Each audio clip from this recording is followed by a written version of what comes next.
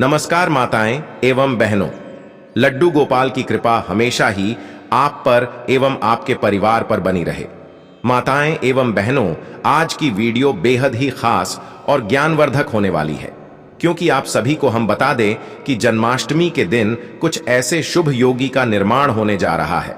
अगर आप अपने जीवन में सुख समृद्धि पाना चाहते हैं, आप अपनी हर एक मनोकामना पूरी करना चाहते हैं, तो आपको हम बता दें कि अगर आप लड्डू गोपाल यानी कि श्री कृष्ण की कुछ ऐसी वस्तुएं हैं, अगर आप कुछ ऐसी चीज हैं जिन्हें आप अगर जन्माष्टमी के दिन या फिर जन्माष्टमी से एक दिन पहले अगर आप इन चीजों को अपने घर ले आते हैं, तो मां के चलिए आपके भाग्य के तारे निराले हो जाएंगे। आप अपनी जीवन में जो भी परेशानी से जूझ रहे हैं वह हमेशा के लिए समाप्त हो जाएगी। माताएं एवं बहनों, आप सभी को हम बता दें कि अगर आप इन चीजों को अपने घर पर ले आते हो और पूरी पूजा विधि के साथ अगर आप इन चीजों को अपने घर पर रख लेते हो, तो मन कर चलिए आपको वह लाभ देखने को मिलेगा जो आपने कभी नहीं देखा होगा। इसलिए माताएं बहनों से हाथ जोड़कर निवेदन है कि महायुद्ध टीवी चैनल की इस वीडियो को आप पूरा जरूर देख लें, क्योंकि हम आपको बता देती कुछ ऐसे शुभ संयोगों का निर्माण होने जा रहा है कि इस जन्माष्टमी बहुत ही पवन और चमत्कारी होने वाली है। इसलिए माताएं एवं बहनों, पहले हम आपको बता देते हैं कि जन्माष्टमी कितनी तारीख को मनाई जाएगी और कौन से बुक शुभ संयोग इस दिन निर्माण हो रही है, जिसे कि हर एक माता बहन को बहुत ही शुभ और मंगलकारी लाभ प्रदान होने वाला है। इसलिए अगर आप लड्डू गोपाल की कृपा पाना चाहते हैं, प्राप्त करना चाहते हैं, तो इस वीडियो को सच्चे दिल से लड्डू गोपाल जी के लिए एक लाइक जरूर ही कर दीजिए। चलिए पहले यह जान लेते हैं कि कौन सी बुक शुभ सहयोगों का निर्माण हो रहा है जो बहुत ही शुभ और मंगलकारी इस जन्माष्टमी पर माने जा रही है। उसके बाद हम जानेंगे कि आखिर वह कौन सी वस्तुएं हैं जिन्हें अगर आप जन्माष्टमी के दिन अपने घर ले आते हैं तो आपकी हर एक मनोकामना इच्छा एक दिन में ही यानी कि 24 घंटे के अंदर ही पूरी हो जाएगी एवं आपके घर में अगर धन की कमी है या फिर कोई भी समस्या हो वह एक दिन में ही समाप्त हो जाएगी। चलिए सभी बातों को हम बारी बारी से जान लेते हैं। जन्माष्टमी पर अब की बार जयंती सहित रोहिणी योग, जाने कृष्ण जन्माष्टमी पूजन का शुभ मुहूर्त। जन्माष्टमी का पर्व इस बार देश भर में 26 अगस्त सोमवार के दिन मनाया जाएगा। इस बार जन्माष्टमी पर जयंती योग का शुभ संयोग बना हुआ है। ऐसे में सबसे शुभ मुहूर्त में पूजा अर्चना करने से भक्तों को भगवान कृष्ण की विशेष कृपा मिलने वाली है। आइए जानते हैं कृष्ण जन्माष्टमी पर पूजा का शुभ मुहूर्त और योग। जन्माष्टमी का पर्व भाद्रपद मास की कृष्ण पक्ष की अष्टमी तिथि के दिन मनाई जाती है। जन्माष्टमी पर भगवान विष्णु के 8वें अवतार भगवान कृष्ण का जन्म हुआ था। हर साल जन्माष्टमी का पर्व बहुत ही धूमधाम के साथ मनाया जाता है। इस बार जन्माष्टमी पर बहुत ही शुभ योग बन रहे हैं। जैसे योग भगवान कृष्ण के जन्म के समय बने थे, वैसे ही योग इस बार भी बन रहे हैं। बता दें कि इस बार कृष्ण जन्माष्टमी का पर्व 26 अगस्त सोमवार के दिन मनाया जाएगा। इस बार के बने शुभ योग में व्रत रखने से भक्तों को व्रत को 4 गुना अधिक फल मिलने वाला है। जन्माष्टमी पर बने हैं बेहद शुभ योग। इस बार संयोग ऐसा बना है कि जन्माष्टमी पर अष्टमी तिथि एक ही दिन है, जिससे कि साधु सन्यासी और गृहस्थ सभी एक ही दिन भगवान कृष्ण की भक्ति उपासना कर पाएंगे। पंचांग की गणना बता रही है कि 26 तारीख को सोमवार के दिन अष्टमी तिथि सुबह 3:40 से आरंभ होगी। 26 तारीख को रात के 2:20 पर अष्टमी तिथि समाप्त होगी। जन्माष्टमी के दिन रोहिणी नक्षत्र दोपहर में 3:55 से आरंभ होगा और 27 तारीख की मध्य रात्रि 3:38 तक रहेगा। जयंती योग का शुभ संयोग इस दिन चंद्रमा वृषभ राशि में होंगे, जैसा कि भगवान कृष्ण के जन्म के समय संयोग बना है। दरअसल उस दिन भी चंद्रमा वृषभ राशि में ही थे। जिस रात में अष्टमी तिथि मध्यकाल में होती है, उसी दिन जन्माष्टमी का पर्व मनाया जाता है। इस दिन रोहिणी नक्षत्र और चंद्रमा का वृषभ राशि में होना बेहद ही शुभ फलदायी रहेगा।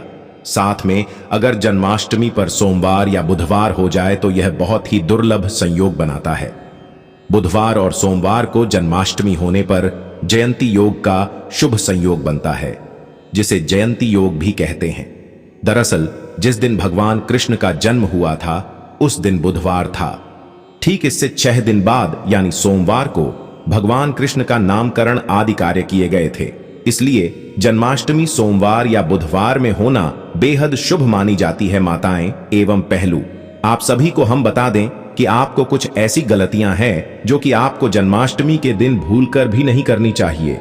यह जानना आपके लिए बेहद ही जरूरी और खास है, क्योंकि अगर आप जन्माष्टमी का व्रत रखती है तो आपको ऐसी गलतियां भूलकर भी नहीं करनी चाहिए।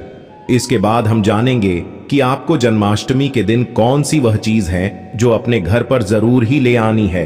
पर इससे पहले हम आपको यह भी बता देते हैं कि ऐसी कौन सी बुक गलतियां हैं जो जन्माष्टमी के दिन किसी भी माता बहन को भूलकर भी नहीं करना चाहिए, नहीं तो घर पाप लगता है और इसे आपके परिवार को बहुत ही ज्यादा कष्टकारी दुख का सामना करना पड़ सकता है। इसलिए आप वीडियो को पूरा ही देखें। चलिए जान लेते हैं वह कौन से काम है जो हमें भूलकर भी नहीं करने चाहिए।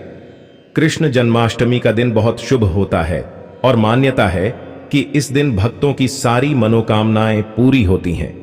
हालांकि इस दिन कुछ खास बातों का भी ध्यान रखना जरूरी होता है।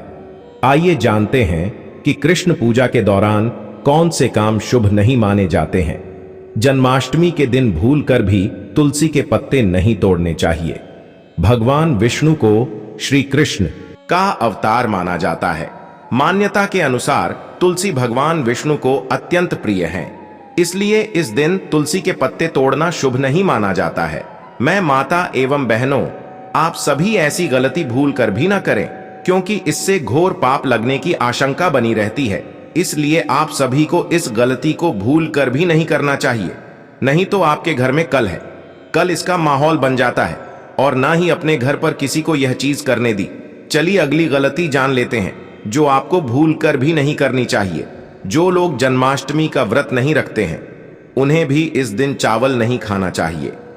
एकादशी और जन्माष्टमी के दिन चावल और जौ से बने भोज्य पदार्थ खाना वर्जित माना जाता है। माता एवं बहनों, आपको हम बता दें, इस दिन चावल होते हैं, उन्हें आप भूल कर भी ना खाएं, यह अच्छा नहीं माना जाता।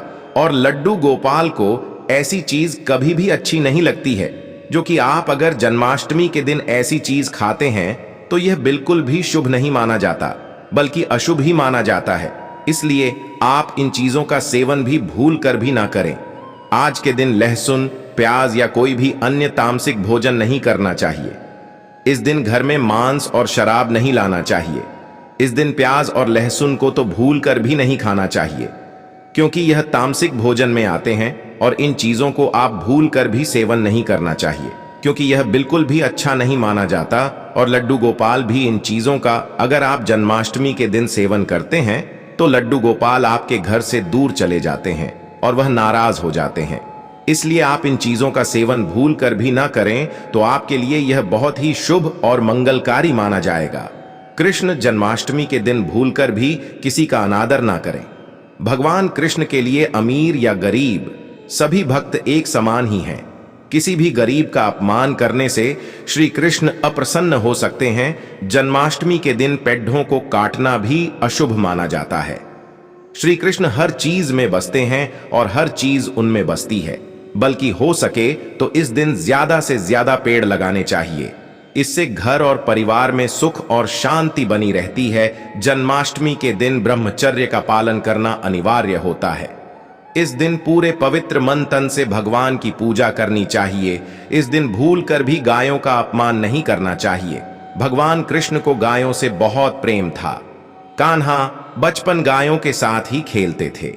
ऐसी मान्यता है कि जो भी गाय की पूजा करता है उसे श्री कृष्ण का आशीर्वाद जरूर मिलता है। जो लोग इस दिन व्रत रखते हुए उन्हें रात में 12 बजे से पहले अपना व्रत नहीं खोलना चाहिए।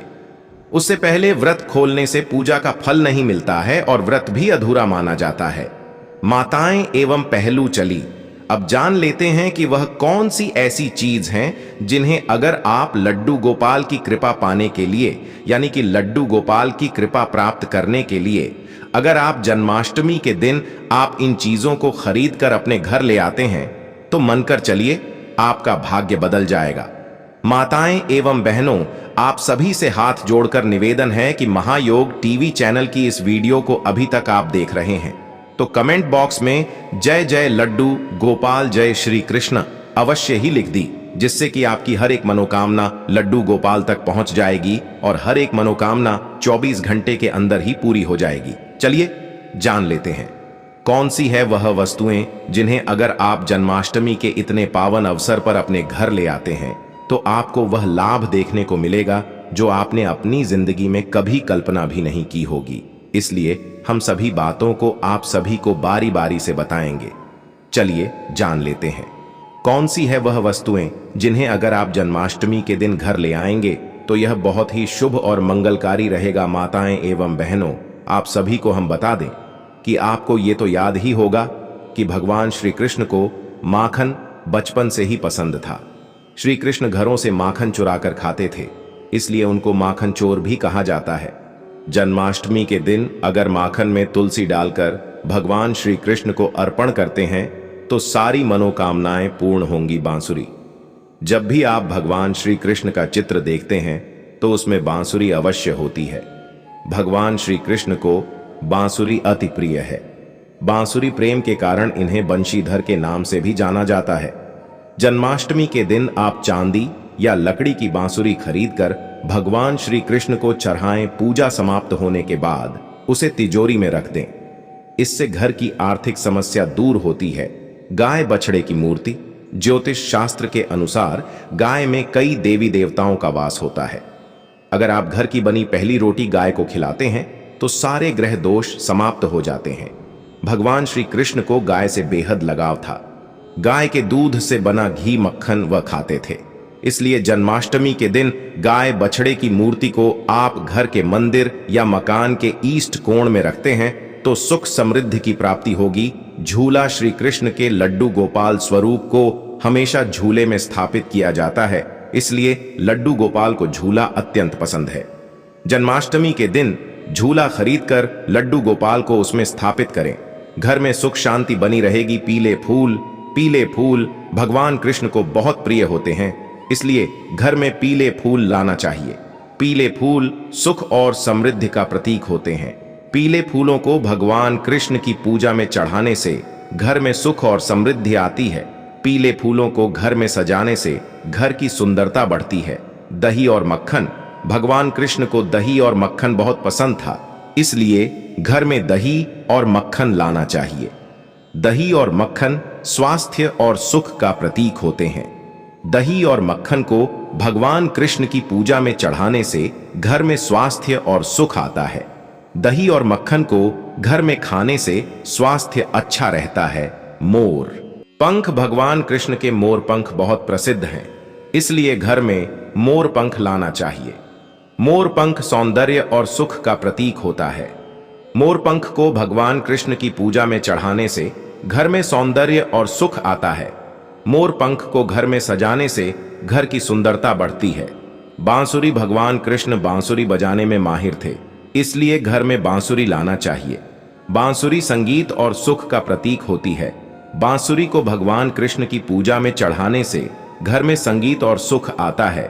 बांसुरी को घर में बजाने से घर में संगीत का माहौल बनता है। पीले वस्त्र, भगवान कृष्ण को पीले वस्त्र बहुत पसंद थे, इसलिए घर में पीले वस्त्र लाना चाहिए। पीले वस्त्र सुख और समृद्धि का प्रतीक होते हैं। पीले वस्त्र को भगवान कृष्ण की पूजा में चढ़ाने से घर में सुख और समृद्धि आती है। पीले वस्त्र को घर में पहनने से घर की सुंदरता बढ़ती है। फूलों की माला, भगवान कृष्ण को फूलों की माला बहुत पसंद थी, इसलिए घर में फूलों की माला लानी चाहिए। फूलों की माला सुख और सौंदर्य का प्रतीक होती है। फूलों की माला को भगवान कृष्ण की पूजा में चढ़ाने से घर में सुख और सौंदर्य आता है। फूलों की माला को घर में सजाने से घर की सुंदरता बढ़ती है। धार्मिक पुस्तकें, भगवान कृष्ण के बारे में धार्मिक पुस्तकें घर में लानी चाहिए, जैसे कि भगवद गीता और श्रीमद् भागवती। धार्मिक पुस्तकें ज्ञान और सुख का प्रतीक होती हैं। धार्मिक पुस्तकों को घर में पढ़ने से घर में ज्ञान और सुख आता है। पूजा की थाली घर में लानी चाहिए, जिसमें भगवान कृष्ण की पूजा की जा सके। पूजा की थाली सुख और समृद्धि का प्रतीक होती है। पूजा की थाली को घर में सजाने से घर की सुंदरता बढ़ती है। दीपक घर में लाना चाहिए जो भगवान कृष्ण की पूजा में उपयोग किया जा सके। दीपक सुख और सौंदर्य का प्रतीक होता है। दीपक को घर में जलाने से घर में सुख और सौंदर्य आता है। अगरबत्ती घर में लानी चाहिए जो भगवान कृष्ण की पूजा में उपयोग की जा सके। अगरबत्ती सुख और सौंदर्य का प्रतीक होती है। अगरबत्ती को घर में जलाने से घर में सुख और सौंदर्य आता है। प्रसाद घर में लाना चाहिए जो भगवान कृष्ण की पूजा में उपयोग किया जा सके। प्रसाद सुख और सौंदर्य का प्रतीक होता है। प्रसाद को घर में खाने से घर में सुख और सौंदर्य आता है। फल घर में लाने चाहिए जो भगवान कृष्ण की पूजा में उपयोग किए जा सकें। फल स्वास्थ्य और सुख का प्रतीक होते हैं। फल को घर में खाने से घर में स्वास्थ्य और सुख आता है। मेवे घर में लाने चाहिए जो भगवान कृष्ण की पूजा में उपयोग किए जा सकें। मेवे स्वास्थ्य और सुख का प्रतीक होते हैं। मेवे को घर में खाने से घर में स्वास्थ्य और सुख आता है। सूखे मेवे घर में लाने चाहिए जो भगवान कृष्ण की पूजा में उपयोग किए जा सकें। सूखे मेवे स्वास्थ्य और सुख का प्रतीक होते हैं। सूखे मेवे को घर में खाने से घर में स्वास्थ्य और सुख आता है। चंदन घर में लाना चाहिए जो भगवान कृष्ण की पूजा में उपयोग किया जा सके। चंदन सुख और सौंदर्य का प्रतीक होता है। चंदन को घर में लगाने से घर में सुख और सौंदर्य आता है। सभी पर हमेशा ही बनी रहे। चलिए जान लेते हैं कुत्तू की खिचड़ी। यह एक प्रकार का अनाज है जिसके दाने हल्के भूरे रंग के हरे रंग के होते हैं। कुत्तू की खिचड़ी पौष्टिक होने के साथ साथ स्वादिष्ट भी है। इसे आलू और अन्य मसालों के साथ बनाया जाता है। आप इसे उपवास के दिनों में बनाकर खा सकते हैं। कुत्तू की रोटी या कुत्तू की पूरी भी बनाई जा सकती है। आप मखाने की खीर बनाकर खा सकते हैं। यह भी व्रत में खाने के लिए उत्तम होती है। मखाने में लौह, कैल्शियम और फास्फोरस उच्च मात्रा में होते हैं जिससे आपके शरीर को जरूरी पोषक तत्व प्राप्त होते हैं और इससे आपका पेट भी भरा रहता है। यह खाने में भी स्वादिष्ट लगती है। इसमें चीनी की मात्रा आप अपनी आवश्यकता अनुसार डाल सकते हैं। फलों का सेवन करना पूरे वर्ष लाभदायक होता है। फलों से आपको जरूरी ऊर्जा मिलती है। व्रत में फल खाए जा सकते हैं। आप चाहे तो अपने पसंद के फ्रूट्स से फ्रूट चाट भी बनाकर खा सकते हैं। फलों में आप मौसमी फल खाएं या आपके पसंद के फल का चुनाव कर सकते हैं। साबूदाना उपवास के दौरान एक पसंदीदा व्रत का खाना है जिसे व्रत में अधिकतर लोगों द्वारा खाया जाता है। इसमें कार्ब्स या स्टार्च भरपूर होता है जो हमें ऊर्जा से भरने में मदद करता है। आप साबूदाना की खीर, साबूदाना की खिचड़ी, साबूदाना के पापड़ और भी बहुत कुछ बना सकते हैं। दूध का भी व्रत में सेवन कर सकते हैं और इसे कई रूपों के साथ प्रयोग कर सकते हैं। मिल्क शेक बनाकर पी सकते हैं। यह टेस्टी भी होते हैं और आपको हाइड्रेटेड भी होते हैं। केले, स्ट्रॉबेरी, खरबूजे जैसे फलों से बने मिल्क शेक आजमा सकते हैं। दही का प्रयोग करके फ्रूट्स के साथ ट्राई कर सकते हैं। इसमें नाशपाती, सेब और अंगूर काट कर मिलाएं और इसका लुत्फ उठाएं। इसमें 1 चम्मच शहद डालें। यह इसके स्वाद को दोगुना कर देगा। सिंघारे के आटे का समोसा चाय के साथ इस नाश्ते को ट्राई कर सकते हैं। इसे उपवास सामग्री जैसे सिंघारे के आटे, सेंधा नमक और मसाले से बना सकते हैं। धनिये की चटनी के साथ इसे खाने का मजा लें। सूखे मेवे, आप सूखे मेवों को भी अपने व्रत के खाने में शामिल कर सकते हैं जैसे किशमिश, खजूर, अखरोट, बादाम सभी अच्छे विकल्प हैं। इन्हें ज्यादा मात्रा में ना खाएं। व्रत में आलू एक बेहतरीन आहार है क्योंकि इसे कई तरह से पकाया जा सकता है जैसे आलू खड़ी, आलू की सब्जी, खट्टे मीठे आलू मूंगफली के दाने।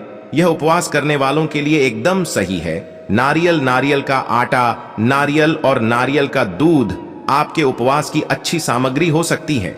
नारियल का उपयोग विभिन्न व्यंजन, मिठाइयां बनाने में किया जा सकता है।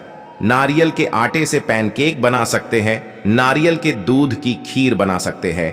केला, अखरोट, लस्सी यह बहुत ही टेस्टी और पौष्टिक पेय है जो आपको दिन भर ऊर्जावान बनाए रखेगी। केला, दही, अखरोट और शहद या चीनी से इसे बना सकते हैं। जन्माष्टमी के व्रत में कौन सी चीजें नहीं खानी चाहिए? अगर आप इन चीजों का सेवन करते हैं तो आपको घोर पाप लग सकता है। इसलिए आपसे हाथ जोड़कर निवेदन है, महायुद्ध टीवी चैनल का निवेदन है कि आप इन चीजों को भूल कर भी ना खाएं। यह आपके लिए लाभदायक तो नहीं होगा, पर आपको इन सब नुकसान जरूर हो सकता है, इसलिए आप इन चीजों का सेवन कभी ना करें।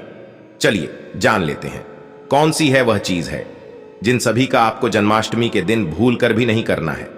अनाज और गेहूं। अनाज और गेहूं व्रत में नहीं खाने चाहिए।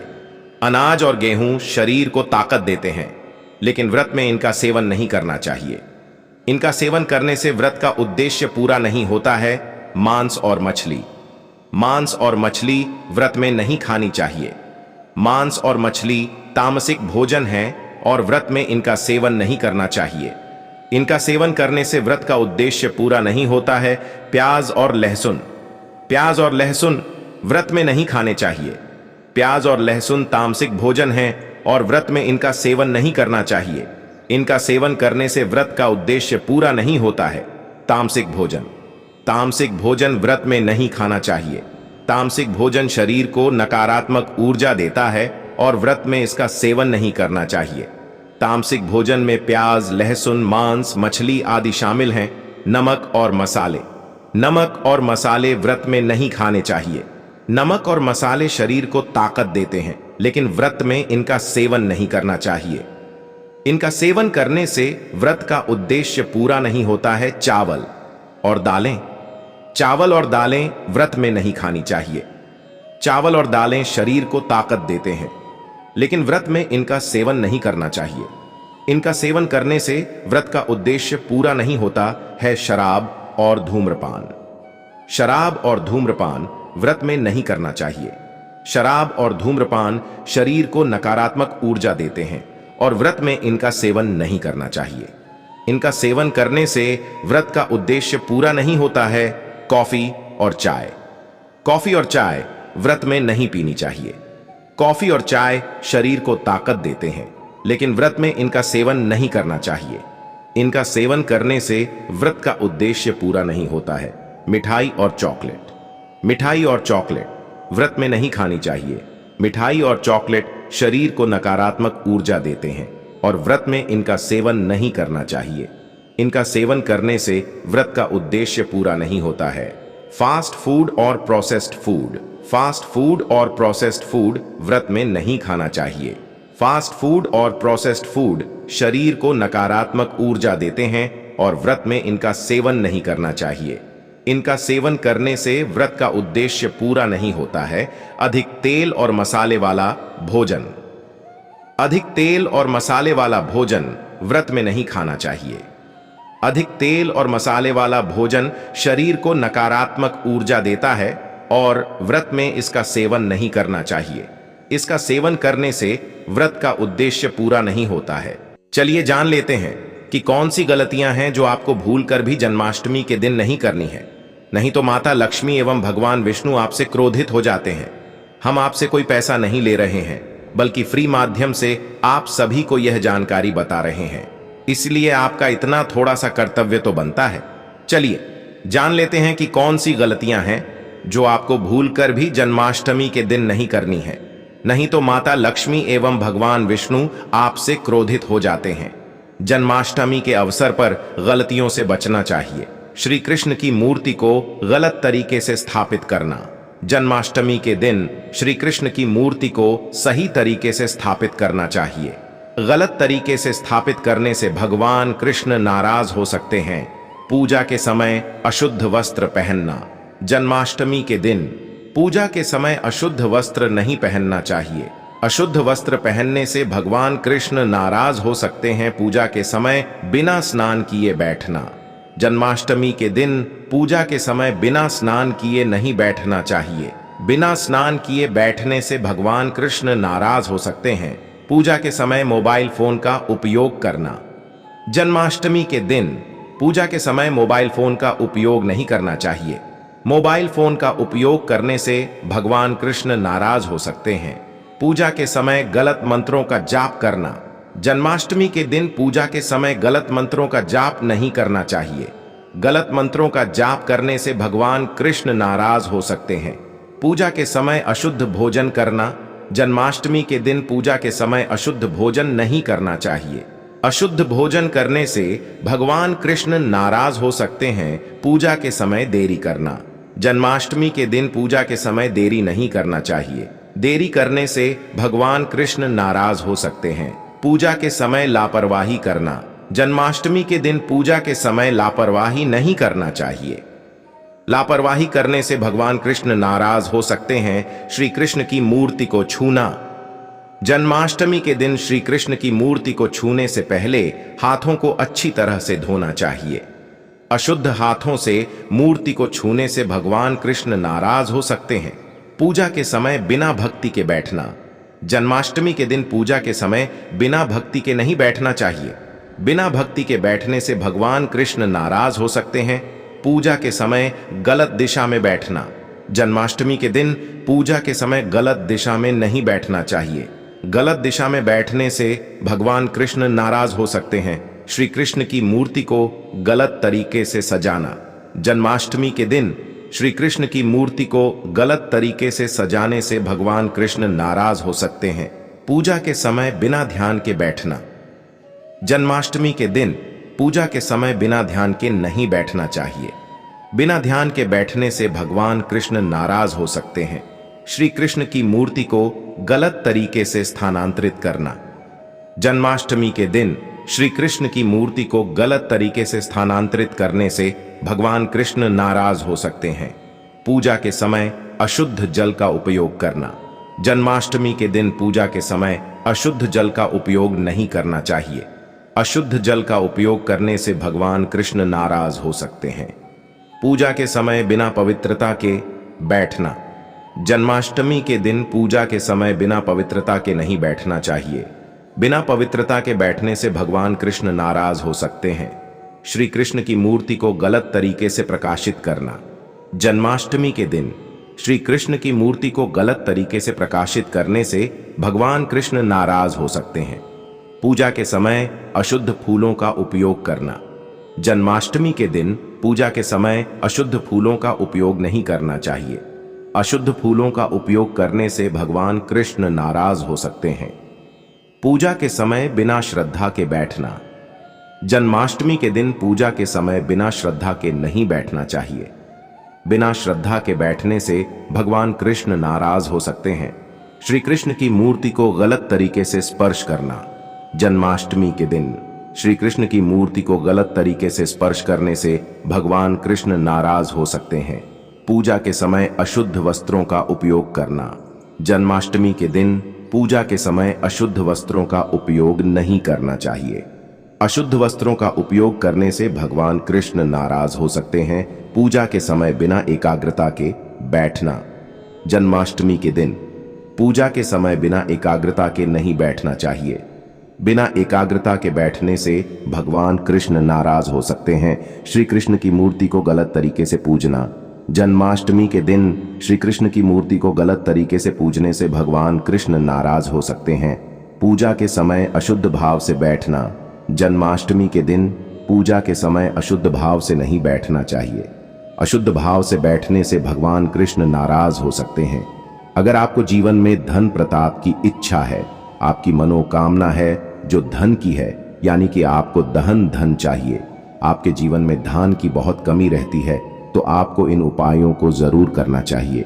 माना जाता है जो व्यक्ति जन्माष्टमी के दिन उपायों को करता है उसके जीवन में फिर कभी धन लक्ष्मी की कमी नहीं होती, क्योंकि यह भगवान श्री कृष्ण के जन्म का उत्सव होता है और इसी टाइम कुछ ऐसे उपाय किए जाते हैं जो बहुत ही शुभ और मंगलकारी माने जाते हैं। इसलिए हर एक माता बहन को इन उपायों को जरूर करना चाहिए जो बहुत ही जल्दी हमें लाभ प्रदान करती है। इसलिए माताएं बहनें, आप इस वीडियो को पूरा ही देखें और कमेंट बॉक्स में जय श्री कृष्णा अवश्य ही लिख दें। चलिए जान लेते हैं वह कौन से हैं उपाय जो आप बहुत जल्दी लाभ प्राप्त करवा सकते हैं। जन्माष्टमी के व्रत में क्या खाएं और क्या नहीं खाएं, इसके बारे में विस्तार से बताया जा रहा है। खाने की चीजें। फल। व्रत में फल खाना चाहिए। फल शरीर को पोषण देते हैं और व्रत को सफल बनाते हैं। फलों में विटामिन, मिनरल्स और एंटीऑक्सीडेंट होते हैं जो शरीर को स्वस्थ रखते हैं। सब्जियां, व्रत में सब्जियां खानी चाहिए। सब्जियां शरीर को पोषण देती हैं और व्रत को सफल बनाती हैं। सब्जियों में विटामिन, मिनरल्स और एंटीऑक्सीडेंट होते हैं जो शरीर को स्वस्थ रखते हैं। दूध और दही, व्रत में दूध और दही खाना चाहिए। दूध और दही शरीर को ताकत देते हैं और व्रत को सफल बनाते हैं। दूध और दही में प्रोटीन, कैल्शियम और विटामिन होते हैं जो शरीर को स्वस्थ रखते हैं। साबूदाना और सिंघाड़ा, व्रत में साबूदाना और सिंघाड़ा खाना चाहिए। साबूदाना और सिंघाड़ा शरीर को ऊर्जा देते हैं और व्रत को सफल बनाते हैं। साबूदाना और सिंघाड़ा में कार्बोहाइड्रेट, प्रोटीन और फाइबर होते हैं जो शरीर को स्वस्थ रखते हैं। मखाना और कुत्तू का आटा, व्रत में मखाना और कुत्तू का आटा खाना चाहिए। मखाना और कुत्तू का आटा शरीर को पोषण देते हैं और व्रत को सफल बनाते हैं। मखाना और कुत्तू के आटे में प्रोटीन, फाइबर और विटामिन होते हैं जो शरीर को स्वस्थ रखते हैं। नहीं खाने की चीजें, अनाज और गेहूं, व्रत में अनाज और गेहूं नहीं खाना चाहिए। अनाज और गेहूं व्रत को सफल नहीं बनाते हैं। मांस और मछली, व्रत में मांस और मछली नहीं खानी चाहिए। मांस और मछली व्रत को सफल नहीं बनाते हैं। प्याज और लहसुन, व्रत में प्याज और लहसुन नहीं खाना चाहिए। प्याज और लहसुन व्रत को सफल नहीं बनाते हैं। तामसिक भोजन, व्रत में तामसिक भोजन नहीं खाना चाहिए। तामसिक भोजन व्रत को सफल नहीं बनाता है। जन्माष्टमी पर धन प्राप्ति के उपाय हैं। श्री कृष्ण की पूजा, जन्माष्टमी के दिन श्री कृष्ण की पूजा करने से धन प्राप्ति होती है। पूजा के समय श्री कृष्ण की मूर्ति को स्नान कराकर, वस्त्र पहनाकर और फूलों से सजाकर पूजा करनी चाहिए।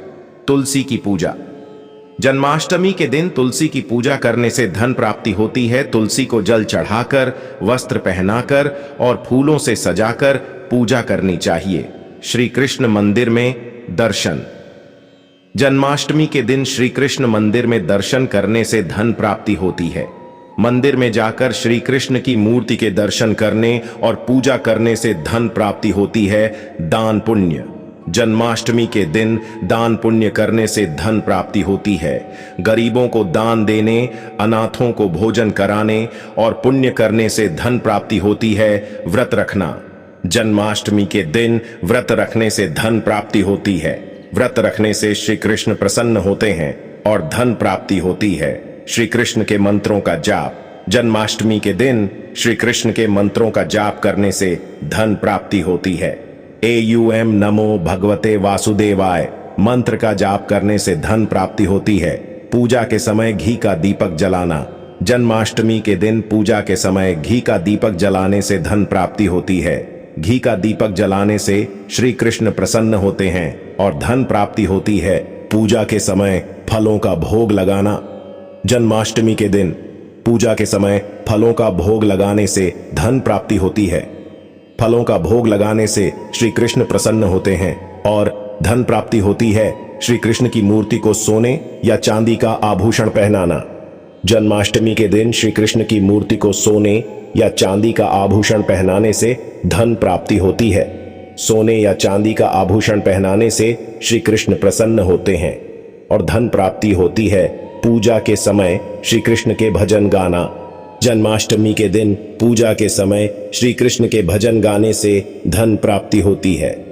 श्री कृष्ण के भजन गाने से श्री कृष्ण प्रसन्न होते हैं और धन प्राप्ति होती है। श्री कृष्ण की कथा सुनना, जन्माष्टमी के दिन श्री कृष्ण की कथा सुनने से धन प्राप्ति होती है। श्री कृष्ण की कथा सुनने से श्री कृष्ण प्रसन्न होते हैं और धन प्राप्ति होती है। श्री कृष्ण की आरती करना, जन्माष्टमी के दिन श्री कृष्ण की आरती करने से धन प्राप्ति होती है।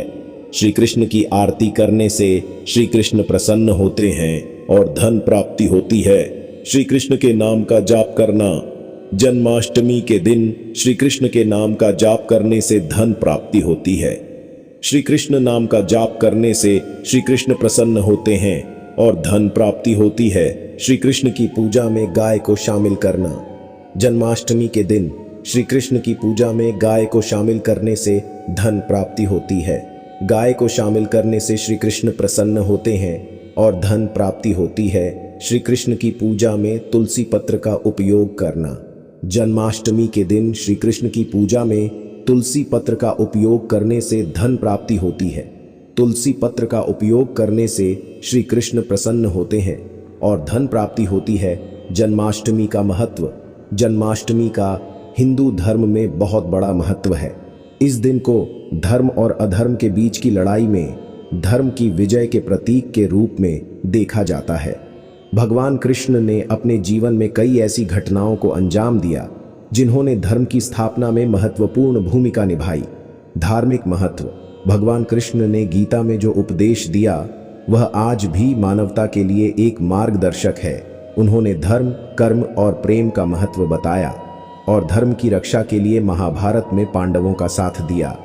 जन्माष्टमी के दिन भक्त भगवान कृष्ण की पूजा करके उनके उपदेशों को याद करते हैं और उनसे आशीर्वाद प्राप्त करते हैं। आध्यात्मिक महत्व।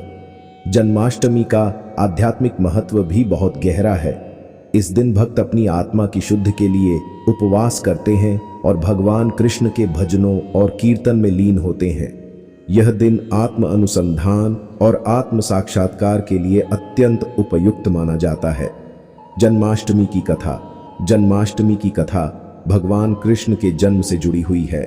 कथा के अनुसार द्वापर युग में कंस नामक एक अत्याचारी राजा था जिसने अपनी बहन देवकी और उसके पति वासुदेव को कारागार में डाल दिया था। कंस को यह भविष्यवाणी मिली थी कि देवकी का 8वां पुत्र उसे मारेगा, इसलिए उसने देवकी के सभी पुत्रों को जन्म होते ही मार डाला। लेकिन भगवान की लीला के चलते जब देवकी के गर्भ से भगवान कृष्ण का जन्म हुआ तो वासुदेव उन्हें लेकर मथुरा से गोकुल चले गए और वहां उन्हें यशोदा माता और नंद बाबा के घर में छोड़ दिया। कृष्ण ने बाद में कंस का वध किया और धर्म की स्थापना की। 5 व्रत और उपवास की विधि। जन्माष्टमी के दिन व्रत और उपवास का विशेष महत्व है।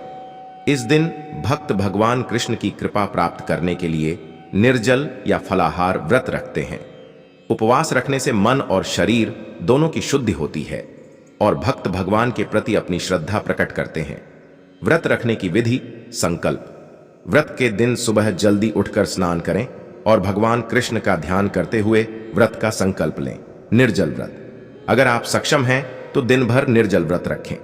अगर यह संभव न हो तो फलाहार व्रत कर सकते हैं जिसमें फल, दूध और मेवा का सेवन किया जाता है। पूजा। पूरे दिन भगवान कृष्ण की पूजा और भजन कीर्तन में समय बिताएं। रात्रि के समय विशेष पूजा करें और भगवान के जन्म का उत्सव मनाएं। व्रत खोलना। व्रत का पारण अगले दिन सूर्योदय के बाद किया जाता है। इस समय आप पहले भगवान को भोग लगाएं और फिर प्रसाद ग्रहण करें। जन्माष्टमी पर दही हांडी उत्सव। महाराष्ट्र और अन्य राज्यों में जन्माष्टमी के दिन दही हांडी का आयोजन भी किया जाता है। इस उत्सव में भगवान कृष्ण के माखन चुराने की लीला को जीवंत किया जाता है। इसमें ऊंचाई पर एक हांडी बांधी जाती है जिसमें दही और माखन रखा जाता है। युवकों की टोली मानव पिरामिड बनाकर इस हांडी को फोड़ने की कोशिश करती है। दही हांडी का आयोजन। दही हांडी का आयोजन आमतौर पर खुले मैदानों या सड़कों पर होता है। इसमें कई टीमें भाग लेती हैं और जो टीम सबसे पहले हांडी को फोड़ती है उसे पुरस्कार मिलता है। इस उत्सव में पूरे जोश और उत्साह के साथ भाग लिया जाता है और इसे देखने के लिए बड़ी संख्या में लोग एकत्र होते हैं। जन्माष्टमी के उत्सव का समापन। जन्माष्टमी का उत्सव भगवान कृष्ण के जन्म के साथ अपने चरम पर पहुंचता है। इस दिन की पूजा, व्रत और उपवास भक्तों को आत्मिक संतुष्टि और भगवान की कृपा प्रदान करते हैं। रात्रि को भगवान के जन्म के बाद प्रसाद वितरण किया जाता है और व्रत का पारण किया जाता है। जन्माष्टमी के उत्सव से हमें भगवान कृष्ण के जीवन और उनके उपदेशों से प्रेरणा मिलती है। यह दिन धर्म, प्रेम और कर्तव्य के प्रति हमारी आस्था को मजबूत करता है। अगर आपको वीडियो अच्छी लगी हो तो इस वीडियो को लाइक अवश्य ही करें। कमेंट बॉक्स में जय श्री कृष्ण अवश्य ही, लेकिन माता लक्ष्मी के लिए आप जय मां लक्ष्मी अवश्य ही लिखें। आप सभी के हर एक मनोकामना पूरी हो ले जा रही है। अगर आपने इस वीडियो को पूरा देखा है माता एवं बहाने, अगर आपने वीडियो को कहीं से भी बीच में छोड़ दिया है तो वीडियो को पूरा ही लेकिन खतरनाक होता है। जय मां लक्ष्मी, जय भगवान विष्णु। आपको और आपके परिवार को जन्माष्टमी की हार्दिक शुभकामनाएं।